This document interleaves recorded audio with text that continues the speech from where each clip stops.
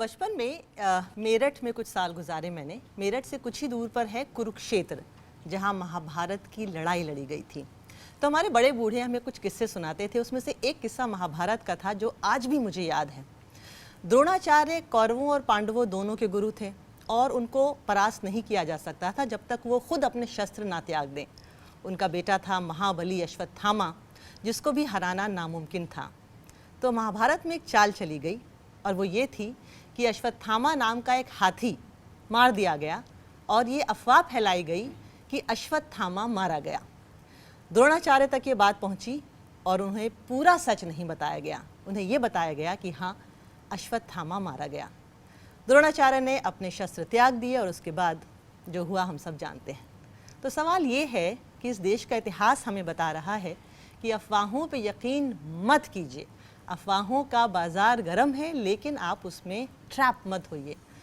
तो क्यों हम यकीन किए जा रहे हैं?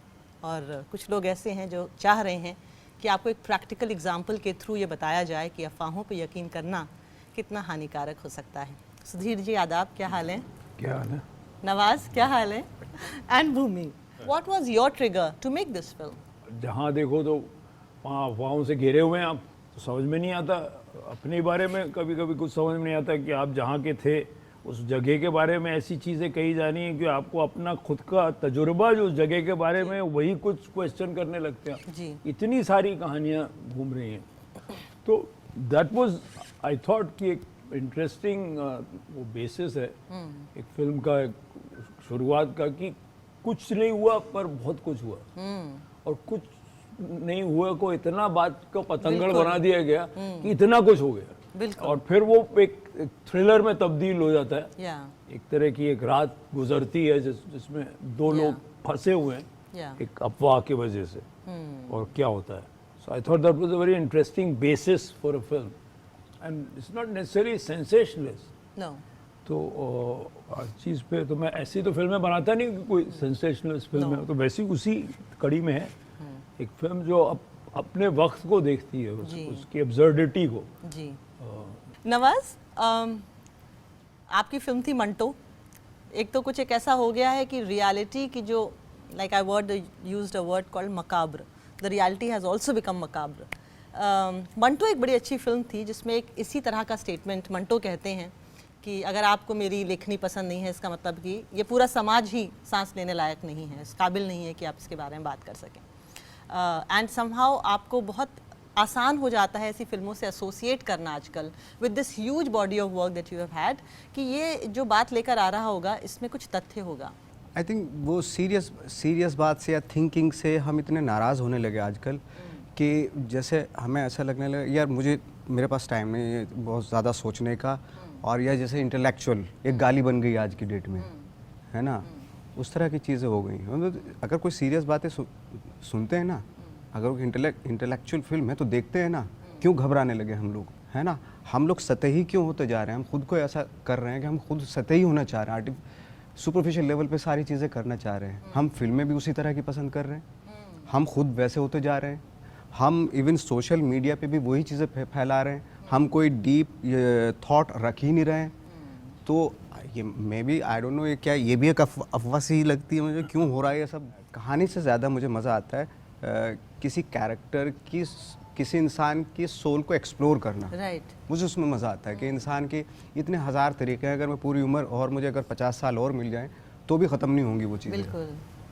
Bhumi, the IPC actually has strict provisions against it. So I called up a lawyer friend and I asked कि क्या सज़ा है कुछ अगर कोई अफवाह फैला दे, उसकी वजह से कोई बड़ा नुकसान हो जाए, can he go away scot free? बोला नो। सो सेक्शन 505 नाम का कोई एक IPC सेक्शन है जिसके तहत आपको कड़ी सज़ा हो सकती है। What has been your experience in the last 10 years about with just अफवाह as a tool to get to a person who's in public space? I mean, definitely spreading of a rumor most times does not work in the best interest of a person. Sometimes it does. You know, I've actually seen it happen where, like, you know, an actor has spread a rumor that, oh, I'm doing a film with this XYZ person, and a few months later I'm like, oh, they are doing a film, and there was nothing of that happens too, but so they that's planted a okay. seed. That's okay. You know, whatever you do, what you do to reach wherever you want to in life. But when a third person spreads a rumor and affair about me, and it has a negative effect on me, on my family, my being, my mental state of mind, then there is a problem. You know, you can just leave a statement loosely, you know, but you don't know the effect of that statement on me. You don't know how sensitive my family ties are. You don't know what kind of an environment I'm born in, and you don't know what things affect me. Right. So I feel that's where it goes out of hand. I think in the last few years we've seen many incidences that have happened where people have assumed so much about individuals, about things that have happened because of incorrect, most times incorrect, and sometimes half information, that we've literally seen lives being destroyed for the moment. Yes. You know, kudos to those people to rise again from the ashes. Yeah. You know, they have so much strength. But I've seen that happen amongst my family, my friend, my colleagues, within the fraternity, in larger communities, on many levels. You know, I see it happen loosely in my ecosystem where like a WhatsApp message is shared and spoken about and there's no fact check done about it. You know, it can be cheap gossip to it can be something that can have an impact on a larger level as well, where it can cause a lot of disharmony. You know, so the problem is obviously the person who is spreading it and whatever their ulterior motive is, but we are also the problem because we are equally at fault because we are not doing anything to stop this. But we are glad that now, I mean, in the popular culture, the idea of fact checking was not a very popular idea. Yeah. Now we have Now fact it checking is. websites. Absolutely. We have fact checking Twitter handles. Yes. Social media handles. You can Yes. even just write something on Google and write fact check. Yeah. And it will be out. It will be given to You you. know, so trust me, like again, within my household, it's taken numerous fights for my sister and I to get them to stop believing everything that was sent to them on WhatsApp. Yeah. It was a disease. So, Sudhir, well, in the last 3 to 4 years, we've had several discussions within the industry with all my industry friends. So, in one of the mehfils we had this discussion about how time is fleeting and how times change. So, Akbar ने एक बार बीरबल से कहा था कि कुछ ऐसा बताओ मुझे कि मैं जब खुश हूँ तो सुन के दुखी हो जाऊँ और जब दुखी हूँ तो सुन के खुश हो जाऊँ. तो अकबर ने बीरबल ने पर्शियन में कहा था, this too shall pass. ये भी गुजर जाएगा. Just in the last 6 months, I see a little bit of a change. There is a sudden hope. There is a sudden positivity about the film industry. We know that the stardom culture is back. We know that the halls are being packed again. We know that people are ready to shell out money as long as that interests them. And there was this whole discourse about how OTT will ruin Bollywood. Before that, how television, aa gaya, ab to cinema khatam. And now we see cinema rise back onto its feet. You've spent 40 years, a little less or a little more. Tell us कि बीरबल ने जो कहा था, this too shall pass. क्या ये मंत्रा लेके लोगों को जीना चाहिए और खुश रहना चाहिए? This will pass only if we do something about it. वैसे it won't pass. If we sit on our backsides and so I mean it's our responsibility. I mean it's a common responsibility between the audience. Yes. Somewhere I think we have lost contact. And I think we need to have conversations, and I think the audience also needs to get up and be more proactive. Okay. And a new set of people will come, new technology has already come. All sorts of the delivery systems will change. People will be, seeing a lot of all sorts of things. So yeah, I see a very good time for. ऐसा तो होगा नहीं ना कि लोग मतलब में talent ख़त्म हो जाएगा या उनको नहीं आता कुछ या अभी हर जनरेशन कहता है कि यार अब दूसरा जनरेशन ऐसा है वगैरह वगैरह वगैरह. अब वो थोड़ा बहुत आजकल के जनरेशन के बारे में सही भी है कि कुछ थोड़ा बहुत ज़्यादा आलसी हो गए हैं, बहुत ज़्यादा इंटाइटल्ड हो गए हैं और शायद वो गलती उनकी नहीं है, उनके माँ बाप की है और प्रीवियस जनरेशन की है कि आपने विरासत में उनको क्या हैंड किया है. बट हाँ पास हर चीज़ गुजर जाएगी और अगर उसको ख़त्म होना ज़रूरी है तो ख़त्म भी हो जाएगी. मनोज कुमार कहते थे भारत कि सबकी फिल्में चलनी चाहिए, मेरी थोड़ी ज़्यादा चलनी चाहिए. वो अच्छा ख्याल था। अच्छा ख्याल था, हाँ, और वो सबका अगर सच बोले तो सबका यही ख्याल होता है सही बात, कि भाई सबकी फिल्में चलनी चाहिए, मेरी थोड़ी ज़्यादा चलनी चाहिए, हाँ, है ना। तो ये जो सच है, ये इंडस्ट्री को थोड़ा सा फिर से, एक ज़माना था जब इंडस्ट्री में सारे लोग एक साथ बैठते थे, गुरुदत्त की फिल्म का प्रेम ऐसा सुनते हैं तो राज कपूर भी आते थे, फला भी आते थे, फला भी आते थे, फला भी आते थे, डिस्कस भी करते थे क्या हुआ। अब वो कम हो गया। अब कितने कितने डायरेक्टर होंगे और वो होंगे और प्रोड्यूसर होंगे जो अपने लिरिसिस्ट के साथ बैठते हैं। राइटर्स के साथ कौन बी.आर. चोपड़ा और साहिर में कोई फर्क थोड़ी ना था, करेक्ट, है ना। अब आप बताइए जो वो प्रोड्यूसर आज का है और जो आज का लिरिसिस्ट है, उसको तो वो फिर से मुंशी समझने लगा। तो वो जो थोड़ा सा एक क्लास सिस्टम जो है ना, राइट, सॉरी ये जू बैंड्रा का, ये फिर से आ गया है, ये फिर से जाना पड़ेगा।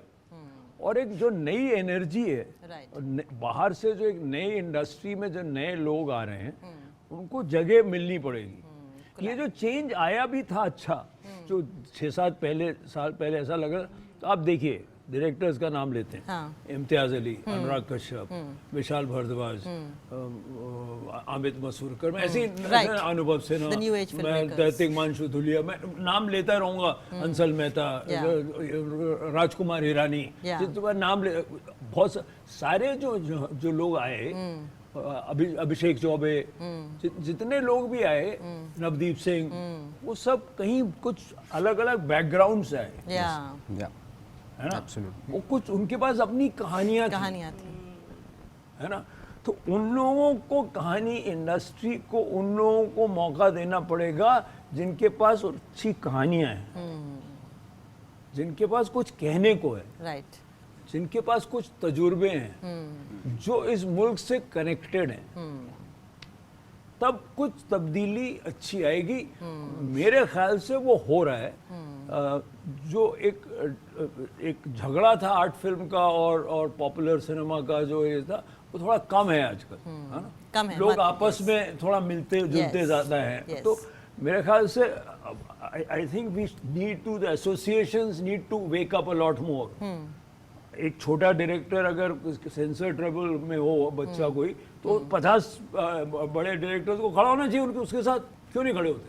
तो कहीं it's not each man for himself, because you know the bell will toll for you also.